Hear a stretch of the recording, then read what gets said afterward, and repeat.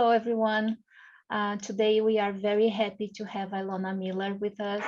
Ilona is the head of Baker McKenzie's global climate change practice, and she's really experienced in all the matters related to climate, carbon market, has been in several COPs. So Ilona, thank you so much for joining us in this episode. Thanks very much, Renata. It's great to be here with you. So Ilona, let's start right away. Everybody's talking about the Paris Agreement and the Article 6. But would you explain for us what is Article 6? What is so controversial about this article? Yeah, sure. So the Article 6 is one of the core components of the Paris Agreement, which really enables the parties to voluntarily cooperate to implement their nationally determined contributions, and in particular to really pursue higher ambition through the use of sort of 3 different cooperative approaches. The first approach is what's called internationally transferable mitigation outcomes, or ITMOs, under Article 6.2 of the Paris Agreement. The second approach is a new mechanism under Article 6.4, which is sort of really expected to, I guess, build upon some of those existing project-based mechanisms that were developed under the Kyoto Protocol, and many people will be familiar with, for example, the Clean Development Mechanism. And then the third approach is what's called a framework for non-market approaches under Article 6.8. And this is intended to capture those actions which will effectively, drive cost-effective mitigation and adaptation, but without relying on a market-based approach or a mechanism that sort of uses a transferable or tradable unit. Okay, yeah. Okay.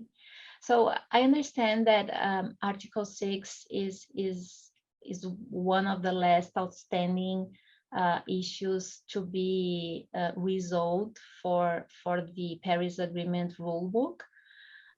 So what is the rulebook to start with, and then what are the major issues for the Article 6 to be put into implementation? Yeah, sure. So the rule book is a sort of phrase that has developed to really sort of describe what is actually a series of decisions of the parties to the Paris Agreement that provide more detailed guidelines and guidance, often in the form of what are called rules, modalities, and procedures that really enable the obligations that are sort of enshrined in each of the articles of the Paris Agreement to be operationalized, and therefore the sort of subject matter to be sort of fully implemented. So, for example, operationalizing the provisions around mitigation, flow through into nationally determined contributions. The articles around transparency are implemented through the transparency framework. And it was anticipated that the development of these implementation guidelines would be completed within sort of the 2 years following the opening of COP1 in Marrakesh, sort of recalling that, the Paris Agreement came into force very quickly after it was adopted in 2015, and what was expected to be a longer period of time before parties had agreed to the rules around implementation to kick off for the period post-2020. A lot of that, sort of those steps around implementation needed to be completed by COP1, but COP1 was literally held within a year of or CMP1 in terms of the Paris Agreement was held within a year of the Paris Agreement being implemented. And indeed for most of the items that required that additional guidance and implementation, decisions were taken in 2018 in Katowice. But reaching agreement on Article 6 has proven much more difficult to finalise. And so for each of the 3 approaches under Article 6, the parties need to reach agreement on, in the first instance, guidance for Article 6.2. And in particular, that relates to things like the application of robust accounting to avoid double counting, in the case of Article 6.4, it's a more sort of wholesome full series of rules, modalities and procedures for the Article 6 mechanism, which entails, rules for participation and also the establishment of a supervisory body which will oversee participation in the mechanism. And for Article 6.8, the parties are working on a work program to implement and explore what those different types of non-market approaches might look like.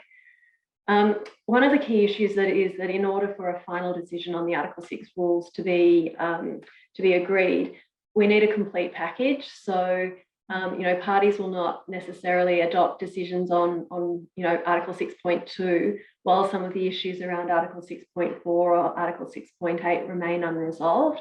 So that's been, proving quite a challenge for countries. And there's a lot of both technical and political issues that need to be addressed for all of the different rules and procedures to be finalised. Mm-hmm. And you mentioned already, but would you please list for us the major challenges or the sticking points for the negotiations of the article?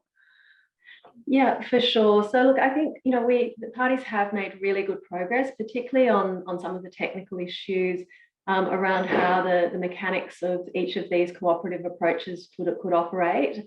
And so I think we're quite close to reaching agreement on guidance for Article 6.2, but there are a number of sort of quite challenging issues that remain unresolved and also quite a few key political issues.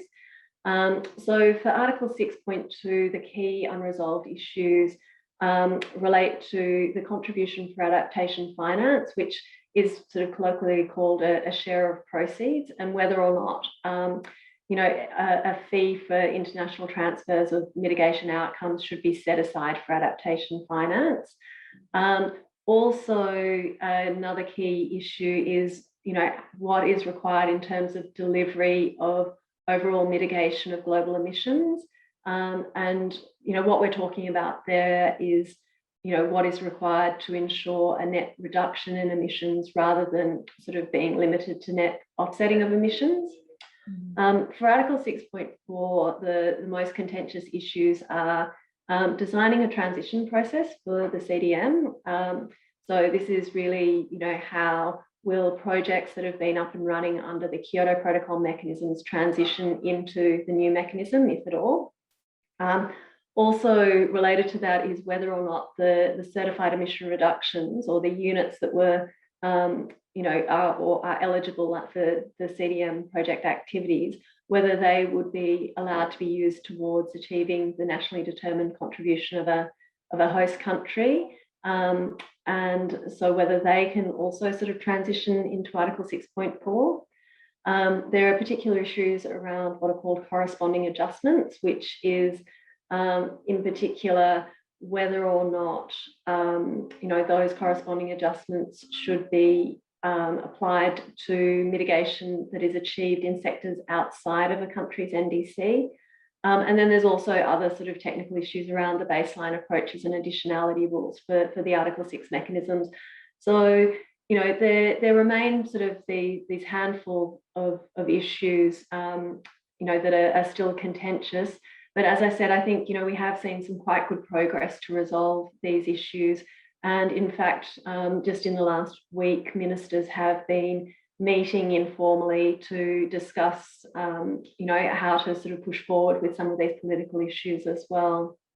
Yeah, the timing of this discussion is perfect. Just yesterday, our government here in Brazil, which is in the center of this discussion around the transition from CDM and corresponding adjustments, published information on how the developments are doing good in their view. So let's see. Yeah, no, look, hopefully it'll be good to see some of these issues resolved. Yeah, and Ilona, for us to finalize, what will change in the global market if we have the implementation of the Article 6 as we intend to have?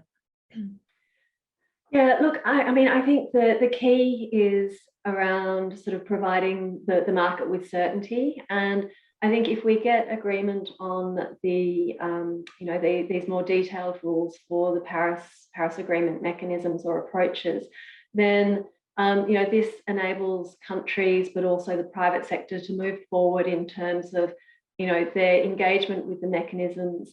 It's really key to be able to have, clear rules around, understanding who can participate in ITMO transfers and also the new mechanism, but also to understand how these international transfers of mitigation outcomes will be accounted for.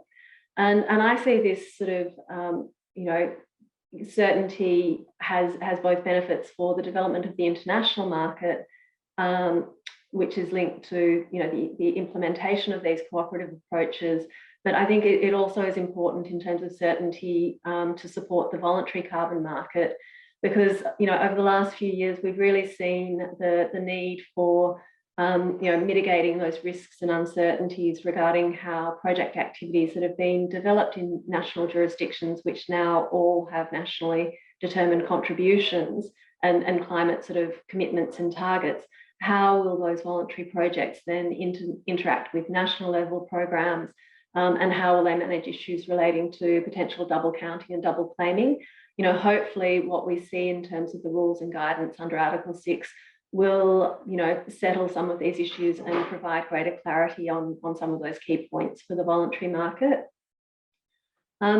It's sort of worth noting that, we can still have developments in the absence of these rules. For example, we've seen some countries piloting approaches with respect to Article 6.2 and sort of doing preparatory work for those ITMO transactions. And I think this has been, a really positive development, which has supported sort of emerging best practice, in particular around approaches for things like, standards for environmental integrity and sustainable development. I think depending on how we go, but certainly sort of if we draw from what was achieved at COP25 and the adoption by quite a few countries in support of what are called the San Jose principles, we're starting to see what that best practice looks like in terms of standards for environmental integrity and expectations for how the mechanisms will work. So I think, we can still have some progressive application of these cooperative approaches, but, more so under Article 6.2 than 6.4, because Article 6.4 really does need the rules, modalities and procedures to set up the framework and the supervisory body to enable sort of new projects and programs and even sectoral approaches to be endorsed, which will then enable sort of the market to really scale for those activities. Great. Fantastic, Ilona. Thank you so much. In 15 minutes, you just clarified everything. I know that it's very challenging. It's a difficult subject, but for you, it seems so simple. Thank you so much. And thank you, everyone. I thank our audience for following us. Thank you. Great. Thanks so much.